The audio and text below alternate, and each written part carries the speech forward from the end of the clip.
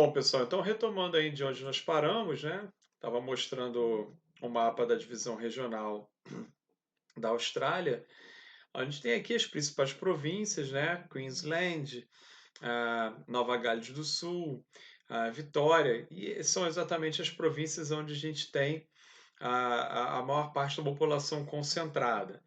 E do lado, né, a gente tem o mapa com a distribuição, principalmente das atividades econômicas. Então, essa área em rosa, como a gente disse, é a área onde predominam as pastagens, né, a pecuária. Essa área em amarelo está destacada como a área onde não é possível fazer qualquer tipo de atividade agropastoril, né, em função do clima. Essa área churiada aqui é exatamente onde tem as cadeias de montanhas, né, então não é, aí é que é menos possível ainda fazer qualquer tipo de atividade agropastoril, e a população que vai se concentrar exatamente nessa área.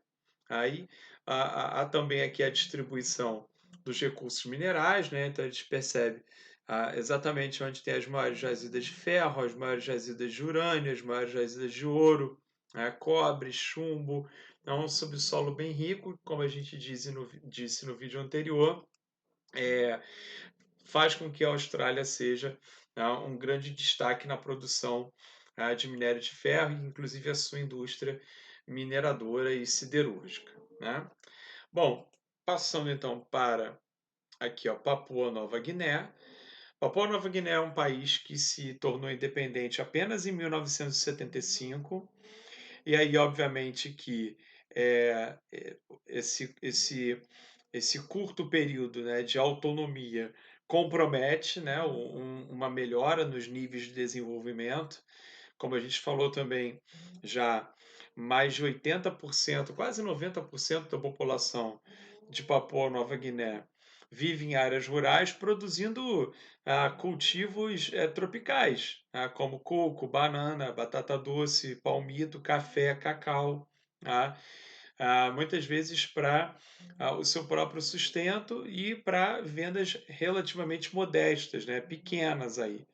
A Papua Nova Guiné, portanto, não vai ser, apesar do tamanho da população, a segunda maior da Oceania, não vai ser uma economia desenvolvida, tá? E não vai ser uma economia urbana, tá? Ao contrário do que acontece com a Austrália e Nova Zelândia.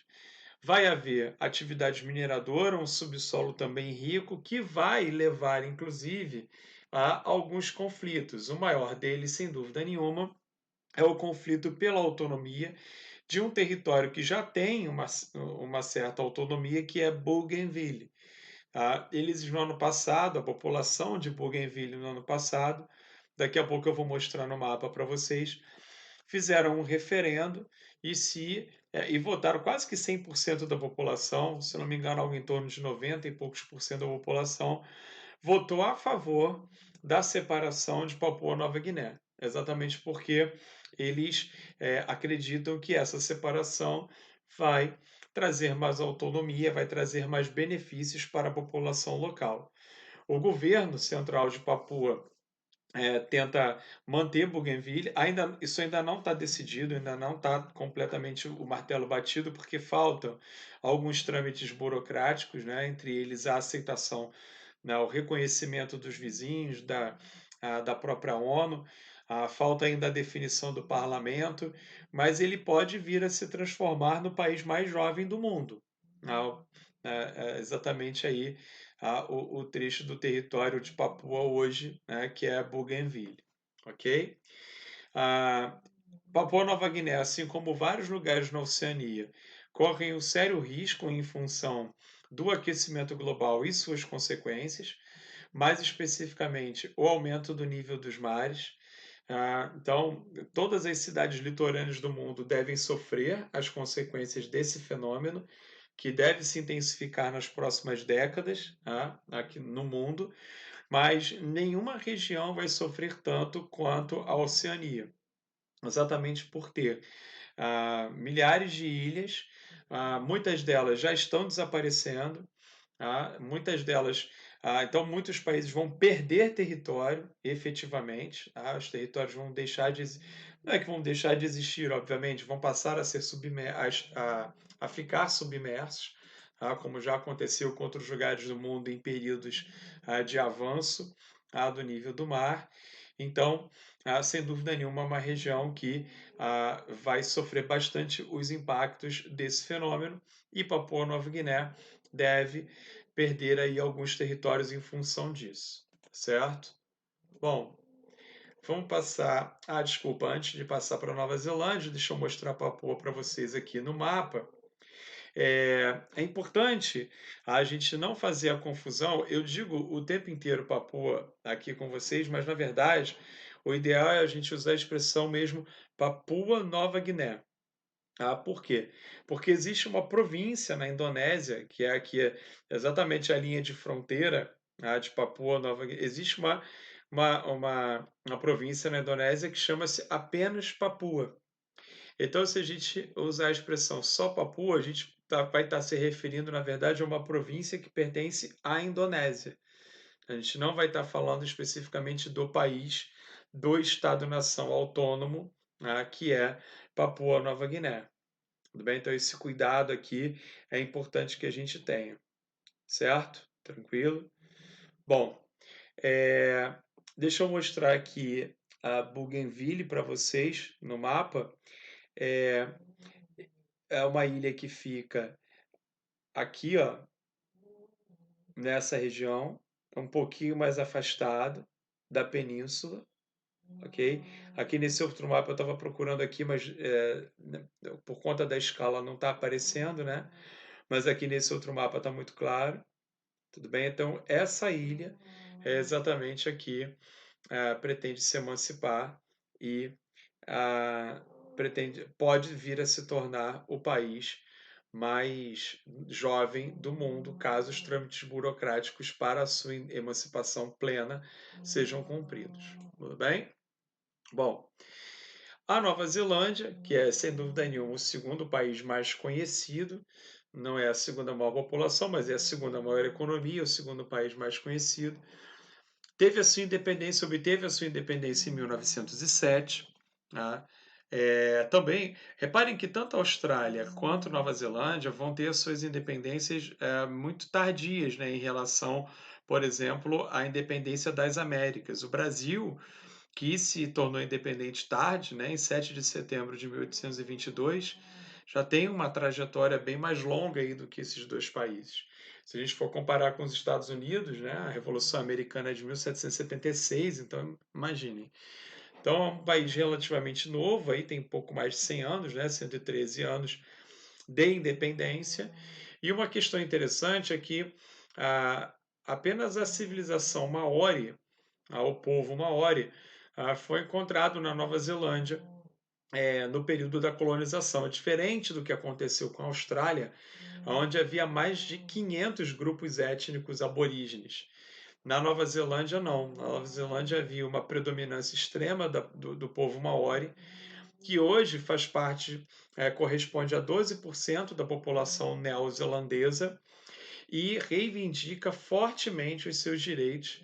Essa relação entre o povo maori e os colonizadores não é nada amistosa, não é nada tranquila.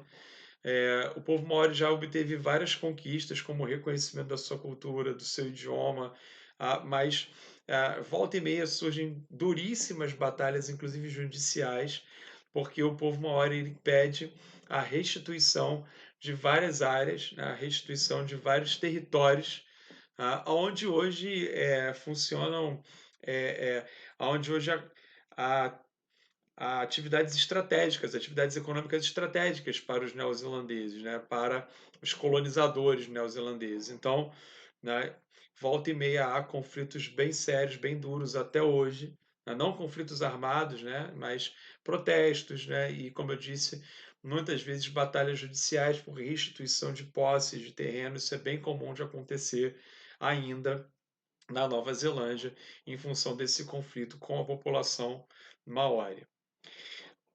O país tem um elevadíssimo grau de industrialização, principalmente a indústria mecânica. O país também tem grandes rebanhos, é uma agricultura muito mecanizada. E o subsolo neozelandês ele não é tão rico em minério de ferro, tá? quanto o território da Austrália, mas eles contam com muitos combustíveis fósseis, né? O carvão, o petróleo e o gás, efetivamente. É, o turismo, né, é uma das bases da economia também, um turismo muito forte. E a Nova Zelândia é considerada um exemplo de economia liberal. Isso é uma coisa que vale um registro importante, porque no mundo hoje a Nova Zelândia é considerado um dos grandes exemplos bem-sucedidos de um processo de liberalização da economia que vai começar na segunda metade da década de 1980. Então, vai haver um enxugamento do Estado, uma redução da carga tributária, uma demissão de funcionários públicos, né? O Estado vai diminuir bastante de tamanho, tá certo?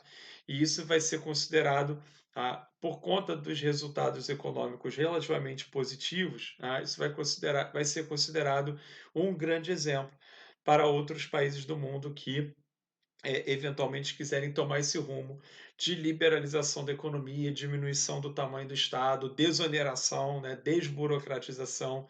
Então, a Nova Zelândia ela se caracteriza muito hoje por conta desse modelo, né? Apesar de ter um bom nível de desenvolvimento humano, ela consegue isso sem um Estado forte, sem um Estado que esteja muito presente ali em pontos-chave, como acontece em outros lugares do mundo que tem o IDH alto, é o caso da Noruega, por exemplo, né, e da própria vizinha Austrália. Tá? Então, esse destaque da Nova Zelândia, sem dúvida nenhuma, como uma forte economia liberal, é algo que chama bastante atenção, não só na região da Oceania, mas também no mundo. Tudo bem? Fiquem todos numa boa, né? Forte abraço a todos, ótima semana, até a próxima.